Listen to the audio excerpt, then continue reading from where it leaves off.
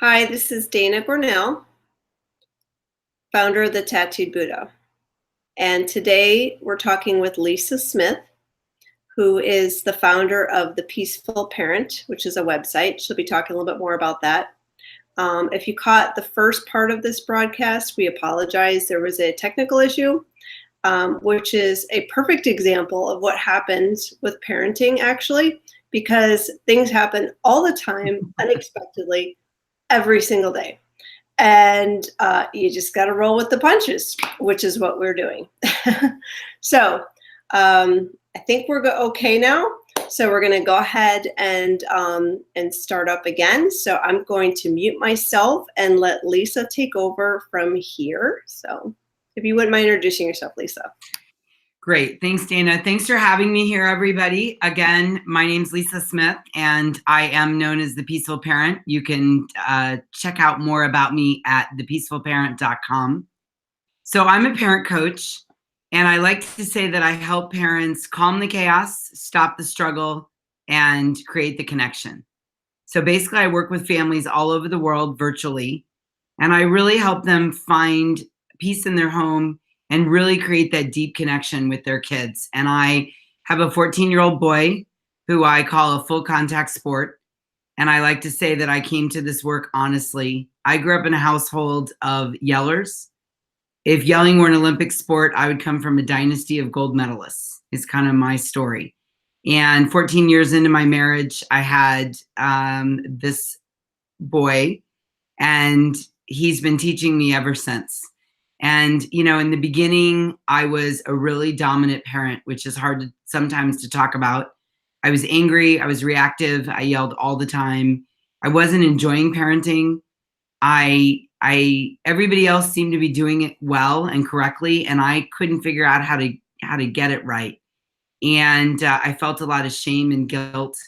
And one day, I was yelling at him. He was yelling at me, and I was yelling at him for yelling at me while wondering, where did he learn this? And I just had this epiphany that things needed to change. So I really switched on to conscious parenting. And I was a venture capitalist at the time. I left my career, sold my portion of the business, and put my shingle out as a parent coach. I've been doing this about 8 years. And, you know, it's my mission in life to help families find that connection and to help kids feel heard.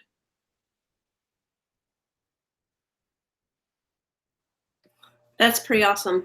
I know, like I said, as a parent myself, I'm a parent of 2 teens and one 22-year-old. So it's it's always trying all the time. I should say it's always trying. It's always a challenge because you never know what's going to come up next, what's down the road or right around the corner. Now, we also have with us today Jennifer, who is the owner of the blog Help Mama Meditate, and she's got some little kids. Maybe Jennifer, would you like to introduce yourself and just talk about some of the challenges you face and the things you blog about? Sure. Am I unmuted? Let me make sure can you hear me? Okay. So I'm Jennifer Mazzoni, and I have a blog called Help Mama Meditate. And part of the reason why I started it was because I have 2 little ones, and it motivated me to want to meditate and be more mindful with parenting. And so for me, meditation practice is a part of my parenting. So I like to meditate every day, even if it's just a few minutes. If I don't get a full session in, that's okay. It's still better than nothing. So I was trying to help teach other parents how to, maybe use meditation or use some aspects of mindfulness in their everyday lives through the blog. And it's been helpful for me, especially as my little ones have become toddlers and preschoolers now. Having that meditation practice and having that consistency, it helps me when I'm in a stressful situation with the children, because things are always like you were saying, Dana, always changing, always, there's always a challenge to be figured out every day, even if it's a small challenge.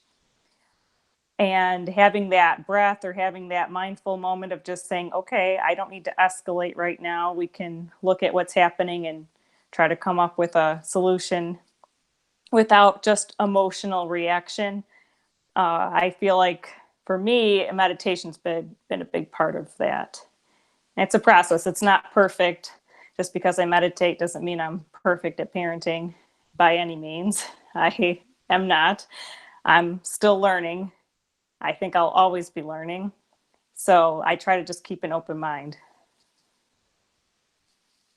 So that's a little bit about me and my website. Peter, did you want to talk about yourself and about your kids and some of the things you face as a parent? Sure. Sorry, I got bumped off there for a couple minutes, so I missed the end of Lisa's presentation, but I've been looking at her website. So my name is Peter Scheller. In addition to working with the Tattooed Buddha, I run a nonprofit in Nicaragua, and we do a lot of work with children, adolescents, and families. So in addition to parenting, it's an issue that I address a lot in my work. And in low-income populations, like the populations that we work with, there is always a lot of violence in the home, unfortunately. There's a lot of frustration, a lot of desperation and poverty, and so we work to coach mothers and fathers, and also we work with a lot of single mothers, so that's an additional challenge when there's absence of one parent, or particularly the father figure. And at home, I talk to a lot of friends, and I talk to a lot of parents that we work with here about this all the time, about the need to create a foundation with your kids in those initial years. So I'm a few more years into it. My kids are 22, 19, and 14. And I was telling somebody the other day that I've never used violence with my kids, physical or verbal or anything, and I've never had really any significant incidents with my kids either. And I really attribute that to the fact that, when they were smaller in their developing years, well, they're still developing now, we spent a lot of time together. We had a lot of fluid conversation, communication. I always talk to my kids as if they were, basically small adults. I never used baby talk or any kind of, I never treated my kids as inferiors. And, when they get to the teenage years, there's always some ripples in the water. It's never a completely smooth ride, but we really never had any considerable differences or conflicts with my kids. And I've done most of my parenting as a single parent. Even when I was married, I was mostly a single parent.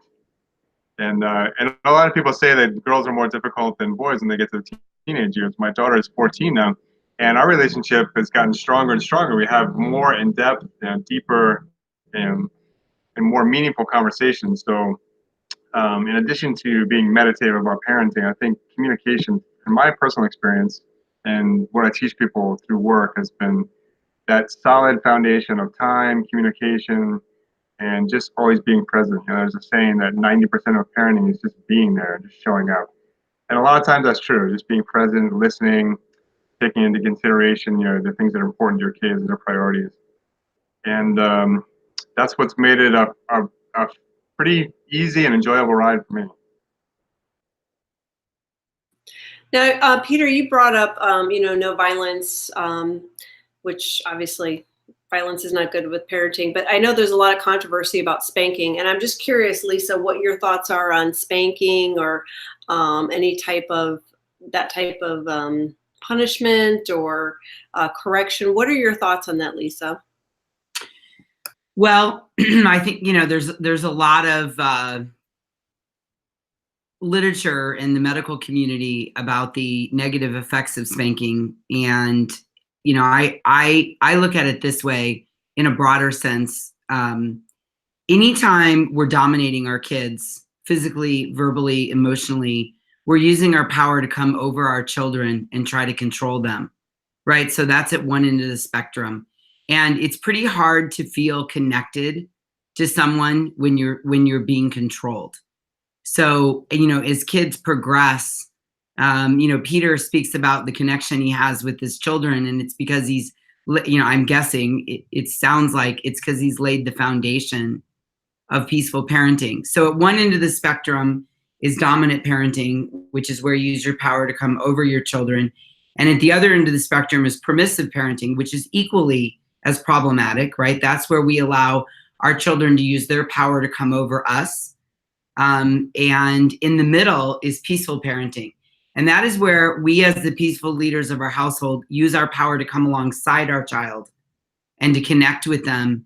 And the benefit of that is connection throughout the child's life, but also the benefit is we turn on the internal compass in our children.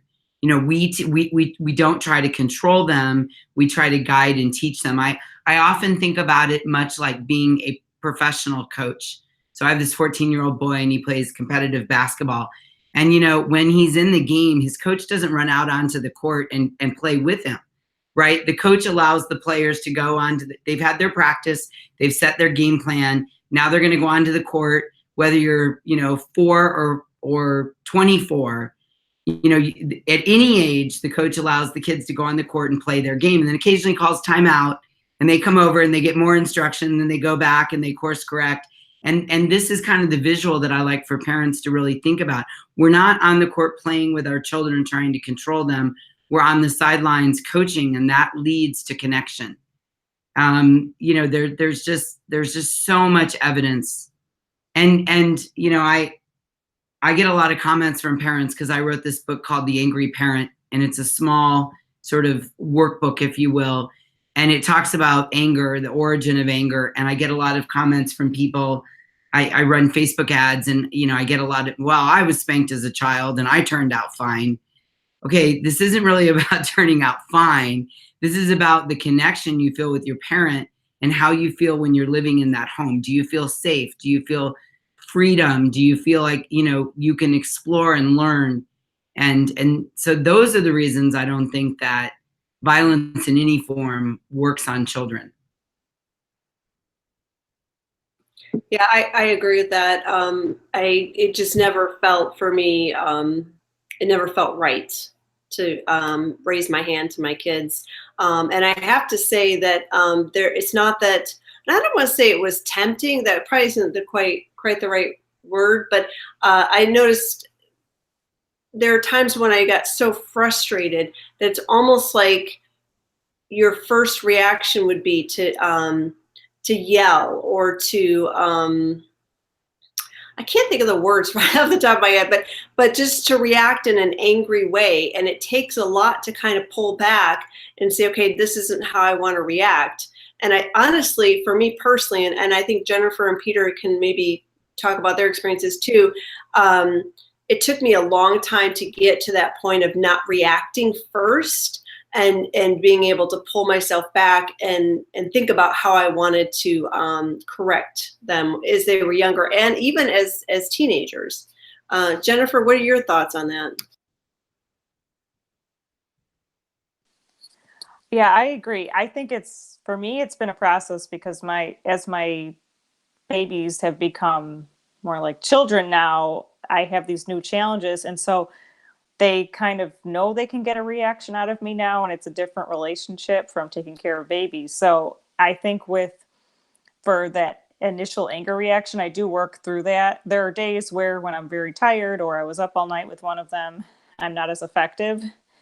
You know, we make mistakes, but I have apologized to my children, and I don't know if that's an effective way, but I have apologized saying, you know what, I yelled today and, you know, I'm sorry, I did not mean to, I was angry. And I just kind of explain that this is how I was feeling. And sometimes parents make mistakes too, just so that they know that, you know, I'm not this like perfect person or, you know, that everyone makes mistakes, and it's okay for them to make a mistake too sometimes, you know, like perfection's not the goal here. We're all learning and we're all trying to do our best in a peaceful way.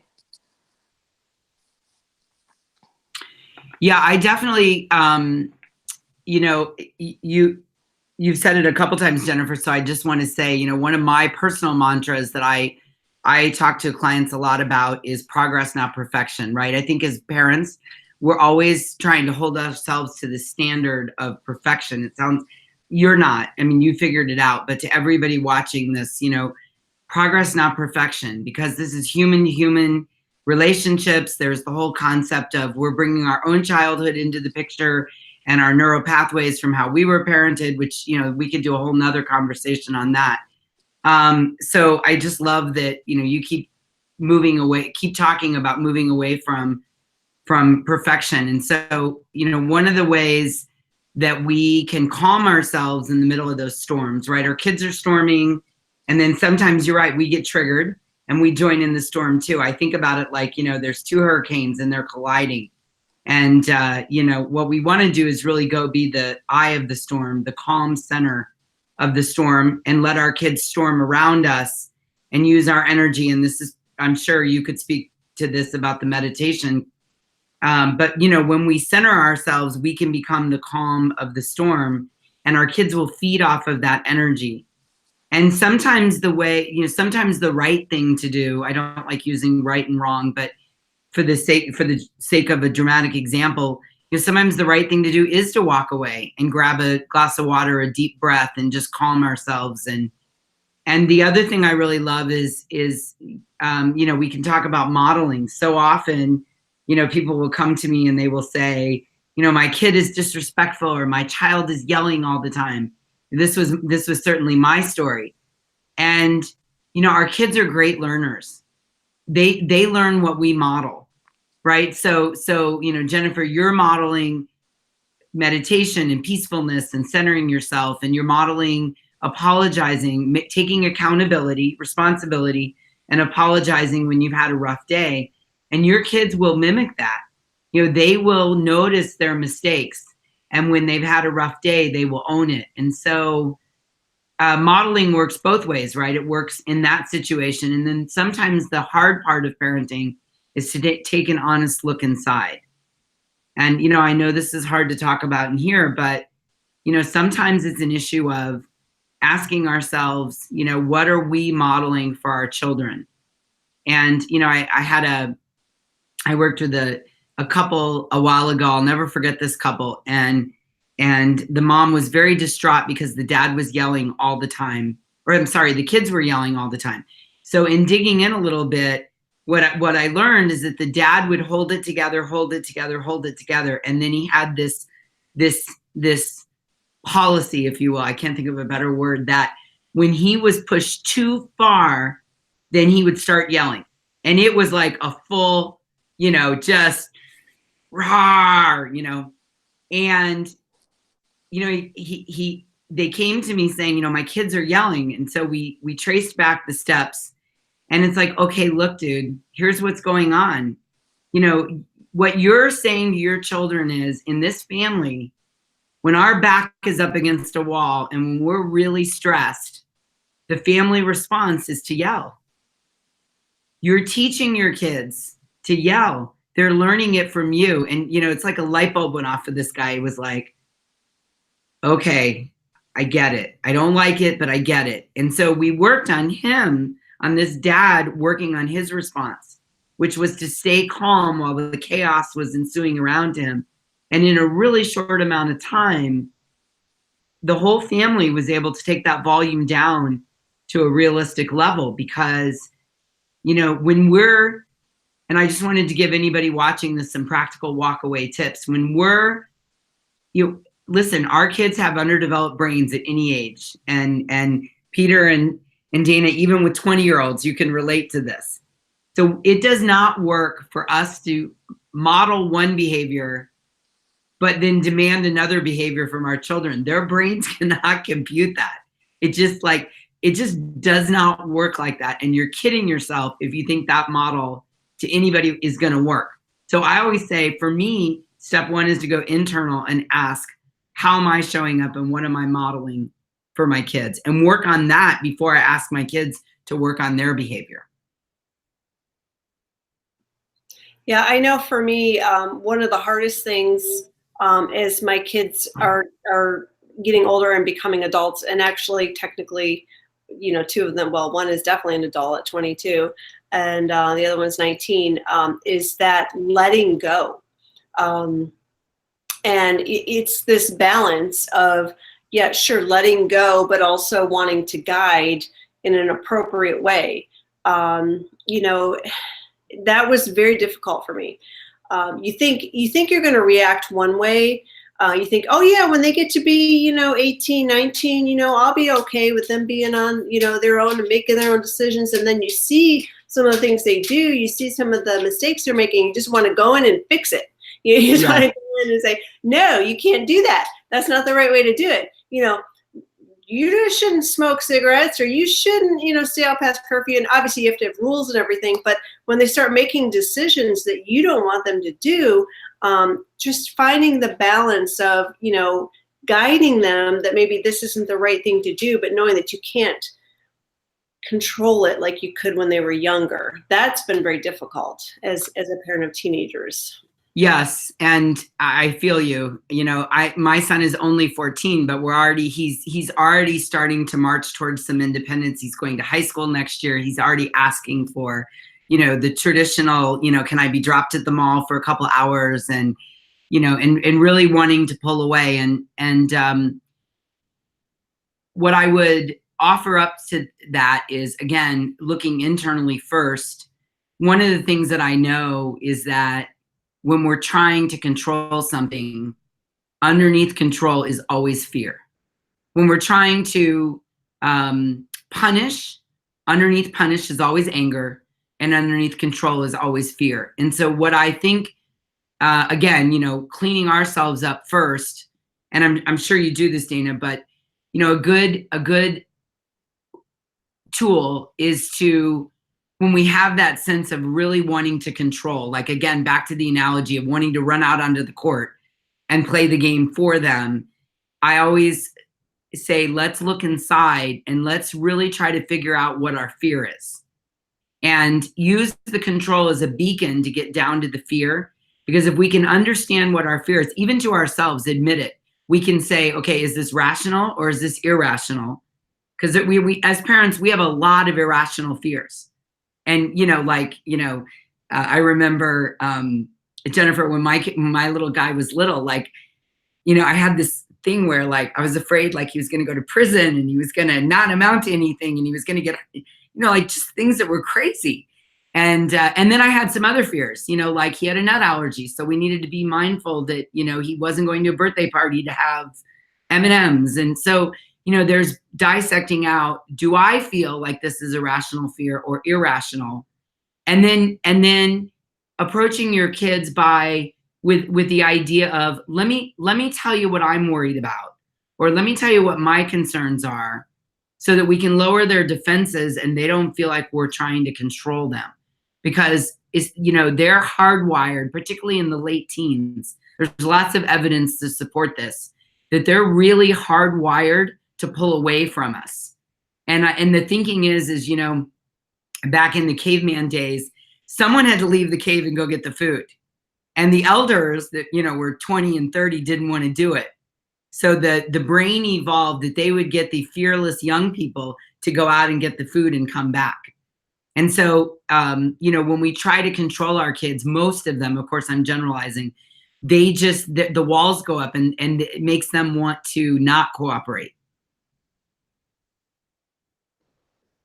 So I actually wrote an article about this a few years ago, but one of the things that I came to realize that was probably the most important thing about parenting was teaching my kids how to make decisions.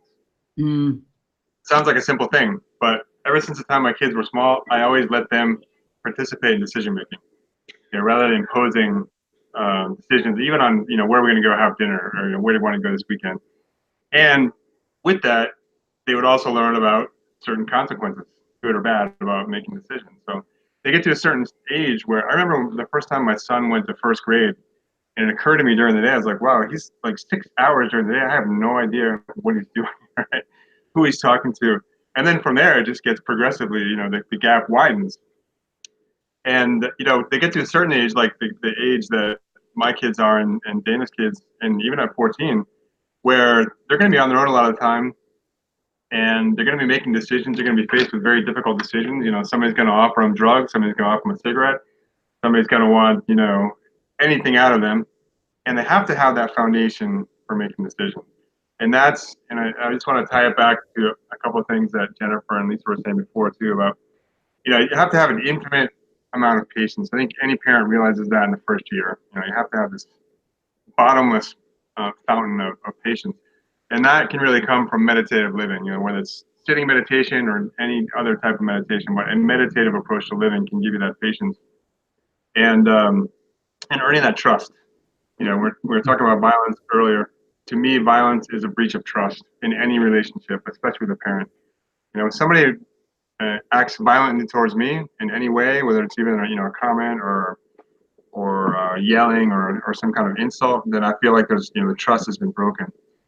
And I really like what you said, Lisa, about being the eye of the storm, because one time, and I'll end with this short anecdote, I was going through a really rough separation, and my kids, unfortunately, were sort of in the middle of it.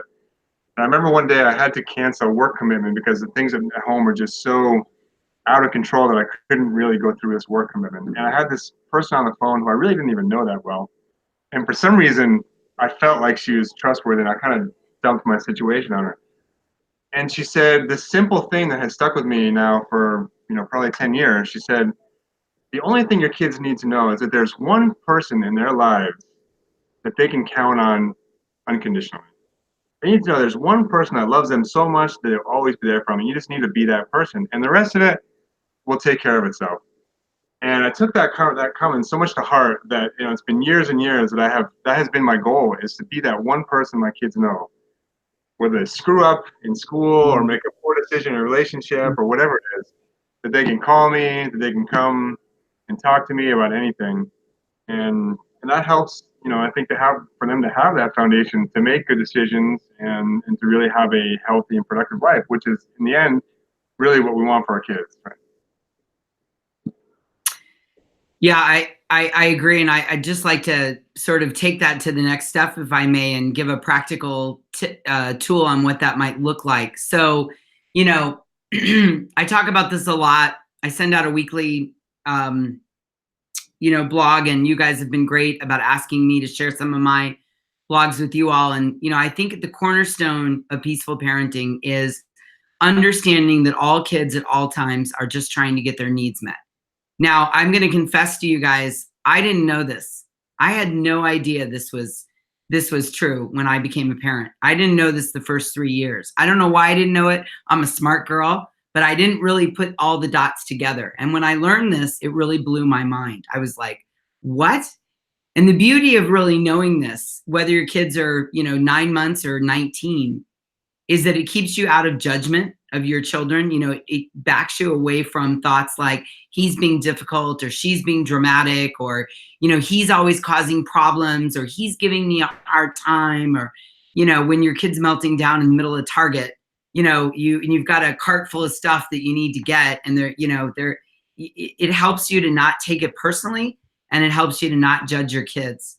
And, really understanding that all humans are just trying to get their needs met. But I like to really focus it on the face of your child. All kids at all times are trying to get their needs met. And when we create a household, a family, a place where our kids feel like they can really let it all hang out and they can work to get their feelings and needs met, that translates into that unconditional love for them. They really start to feel that, because love, I think that love is a verb. I mean, it's also things we say, but it's really backed by our actions.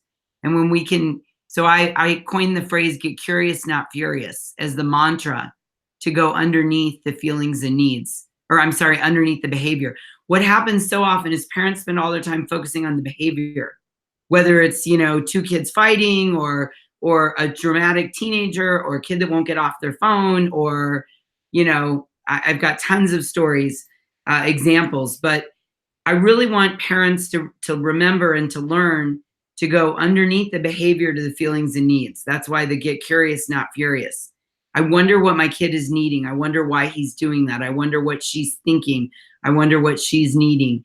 And that's, Peter, to your, I think it's a really good way to demonstrate that unconditional love, is to really focus on our kids' feelings and needs. Because, to quote Oprah, my best friend, she doesn't know we're best friends, but we are. To quote Oprah, what do we all really want to feel? We all want to feel heard. And when people can feel heard at home, there's nothing better in the world. I mean, I dream of raising a generation of children. Like, this is my big fantasy, if you will. I dream of raising the next generation of kids that feel heard at home. I mean, I get goosebumps and teary-eyed every time I say it out loud, because imagine, guys, a generation of children who feel heard. The world would be such a different place. I got to grab a tissue because I got all teary-eyed there. So, I really love sharing the idea that all kids are trying to get their needs met and encouraging people to get curious, not furious. Yeah, I agree.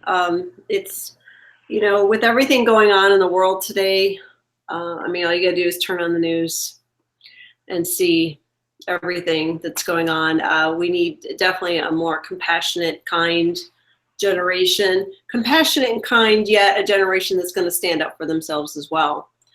So a balance in that, it's a generation that's going to be able to want their voice heard, but in a kind way. So definitely by starting at home with parents is I mean, we're the guiders of our kids. Jennifer, did you want to add anything about this? I know you've been a little quiet here. Okay, sure. I'll add a couple things. I was just trying to process everything that was being said, and I love that story that Peter shared about having that one go-to person. And I think that does make such a huge difference. That's what I want to be for my kids. Like, that is my life goal. Is I want to be that person that they go to if they break up with someone, or someone breaks up with them, or or they get a C on a test, or a D or an F or whatever. And because now looking back, I can see that they can get through it. You go through a lot of hardships in life, but they can get through it as long as there's someone that is there for them, throughout their life. So I think part of being a parent is the challenge is that when they're babies, like for me, even though I was exhausted, you could meet their needs. They just need to be fed, changed, or they need some more sleep. But as they get bigger, it's becoming more of a challenge because I don't always know what their needs are that they're trying to get met. They might have a certain song they want to hear, but they can't communicate it to me because they don't have all their words yet. I'm a speech pathologist too, so that's why I'm using my speech lingo with the communication. But as I'm learning their milestones for their language development, they're not always communicating everything they want or everything that they need. It's becoming more complicated. So as I'm learning, I think the main thing is just like to say what you were going along with what you were saying, Dana, is the compassion part of it too. Having compassion and kindness. Some days are easier than others to do that, but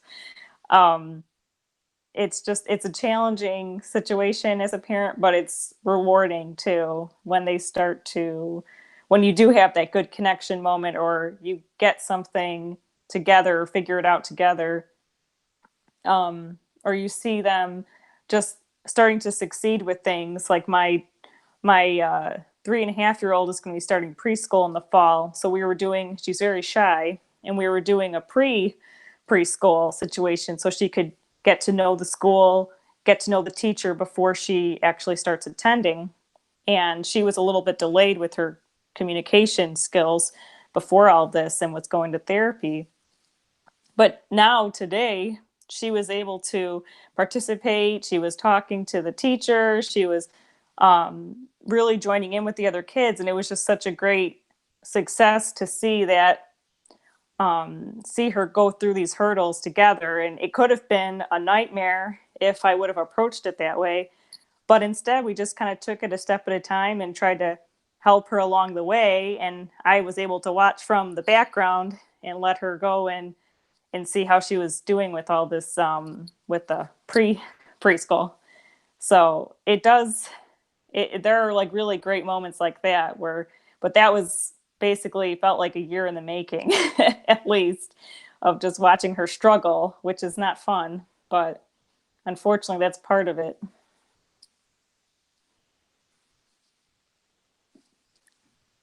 That's my little spiel on on my little ones and my little struggles that start to get bigger. The other thing I wanted to ask you, Lisa, what would be, is there like a process that you would recommend when things are starting to get tense, or you're starting to not, maybe just not even know what to do next? Is there any type of steps you would recommend that you would go through in order to get from point A to point B, where you're more controlled and the parent that you want to be? Yes. In my work, I talk a lot about storming because it's going to happen for all of us. And, again, we're going with progress, not perfection. So it's going to happen.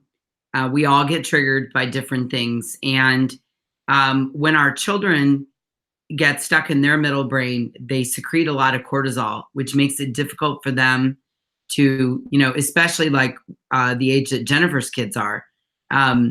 It makes it difficult for them to, hear you, to calm down, to be rational, to listen, to communicate.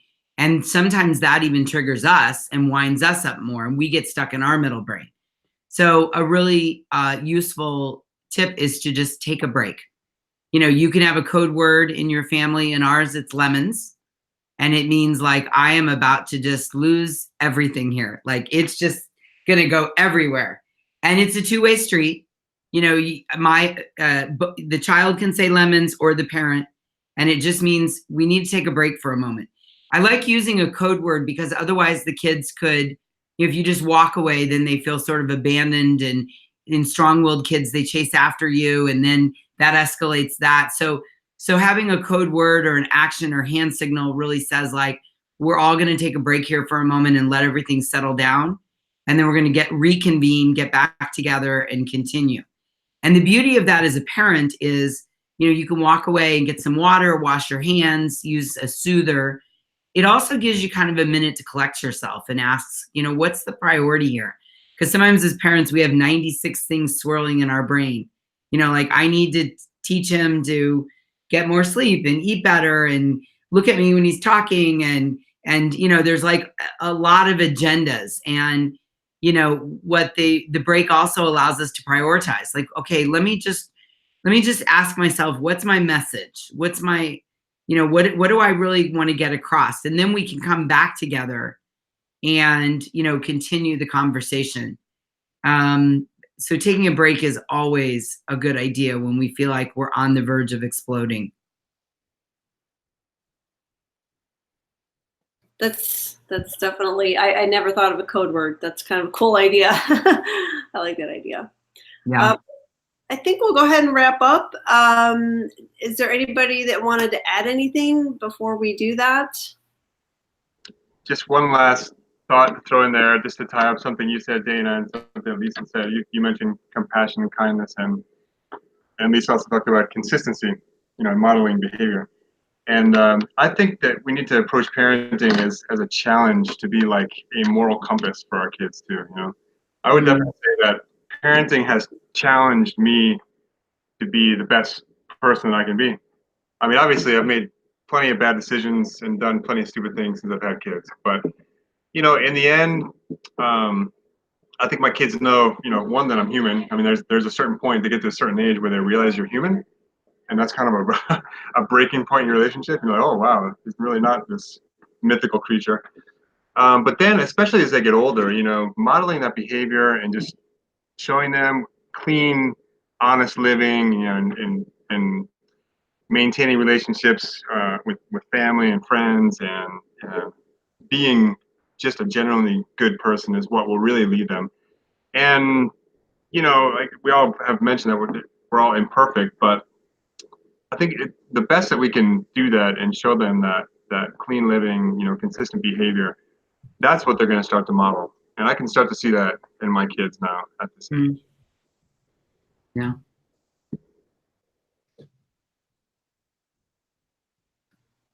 Jennifer, did you want to add anything, or?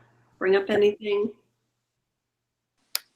Yeah, I just wanted to add that sometimes it helps as a parent. Sometimes we get so focused on parenting that we don't have like an outlet for ourselves. So for me, part of that was going into blogging and doing my meditation practice. And I do like at home retreats by myself once every few months when I need to get the gears cleaned out a little bit. Um, and I feel like it does help to have that outlet, whether no matter what it is, it doesn't have to be meditation, but just something that you do for you as a parent, even if it's not a lengthy thing. Sometimes a big thing I hear is parents get resentful that their time gets taken up by kid activities or by things with children. But if you think of it as like we time, instead of just like always about me time, there you could have something for yourself, but I think when you have that outlet, you feel there might be a little bit less like resentfulness that you do take up a lot of your time gets taken up with your kids. And for me, I get up early in the morning. Some people, it's better for them late at night. And I just have that time to myself where I meditate or I write or I do yoga. I have something that's just mine. And I feel like it makes my day better with the children. So that would be my one piece of advice for other parents. Like find one thing that helps you as a person and not lose that, your individual time, because you do get kind of torn in all these different directions as a parent.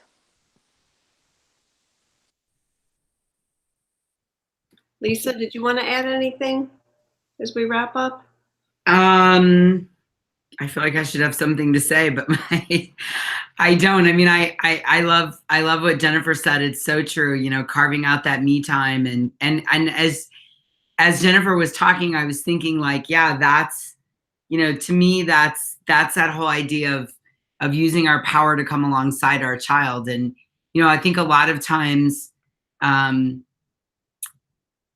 permissive parenting we can accidentally or unconsciously get stuck a little bit in like martyrdom. I'm so busy here meeting my kids' needs and that I'm not getting my own needs met. And for me personally, peaceful parenting is really everyone in the family. So I'll wrap up with this. Everyone is getting their needs met. We're living in community, whether again, Jennifer has little ones, so it's giving mommy a few minutes, I'm going to put on a video and mommy's going to go over here and do something for herself. Or it's, you, Dana, with your 19-year-old and 20-year-old and, navigating where are we going to go on vacation together this year so that everybody has a good time.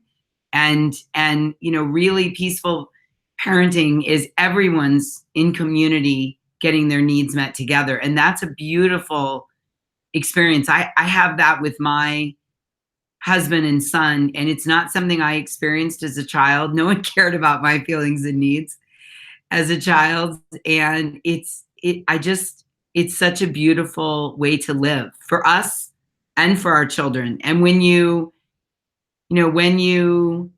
take this on and commit to this, what you're doing is you're pointing your family in a new trajectory. I love listening, to Peter speak, because it sounds like, and I'm interpreting, but he has pointed his family in a new trajectory that includes connection and modeling. He's very conscious about what he's modeling for his kids, and it's really a beautiful thing when you can turn the boat in a new direction. Because listen, here's the other thing I know: how we parent our children is how they're going to parent their children.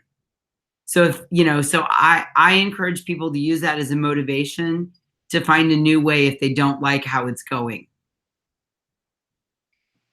Yeah, that's a good point for sure.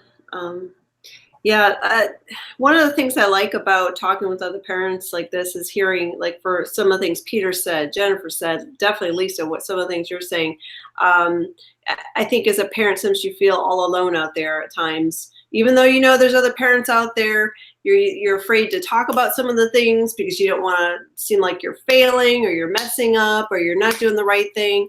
And it's good to just to share and to talk and brainstorm and come up with other ideas and know that everybody else deals with the same stuff that you do too. anyway, I did want to wrap up. Thank you, Lisa, for being here. Thank you, Jennifer. Thank you, Peter. Definitely appreciate your time. I'm sorry for all the technical difficulties we had in the beginning. It just seems to be the way it is sometimes. I know for myself, I went from work to a track meet to here to eating a quick salad, getting the dog out, setting up the thing, and then we had technical problems. So, you know, it just kind of is what it is. But if you get a chance, check out Lisa's blog, The Peaceful Parent. She's got a lot of awesome articles on there. I actually stumbled on her one day and we asked her if she'd share some of her blogs on the Tattoo Buddha, and she so graciously has. We appreciate that. And she's got a lot of good advice out there. And again, thank you, Jennifer, for your experiences at Help Mama Meditate. She also has a pretty cool little blog over there. And thank you again, everybody. And hopefully we do this again soon. So take care. Thank you.